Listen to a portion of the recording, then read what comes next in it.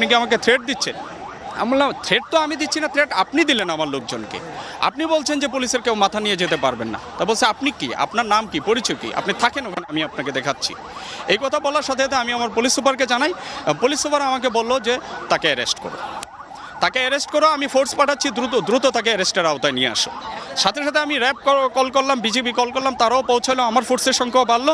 এবং তাকে যখন অ্যারেস্টের প্রিপারেশন নিচ্ছি যে তার বাড়িতে রেড দিয়ে, আশেপাশে রেড দিয়ে তাকে অ্যারেস্ট করবো, সঙ্গে সঙ্গে শামীম ওসমান সাহেব আমাকে ফোন দিল যে আমি সংসদ সদস্য শামীম ওসমান বলছি।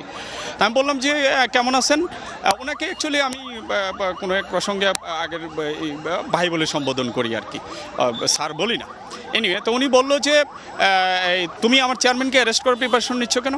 আমি আপনার চেয়ারম্যান কেন্দ্র দখল করতে আসলে আমি অ্যারেস্ট করতে নিব না, আর আপনার চেয়ারম্যান কিনা এটা তো দেখার বিষয় না। তা উনি আমাকে বলতেছে যে প্লিজ, আমি শামীম ওসমান বলছি, আমি কাউকে প্লিজ বলি না, আমি বলছি গিভ হিম দ্য ক্লিয়ারেন্স, তুমি কেন্দ্রটা ছেড়ে দাও,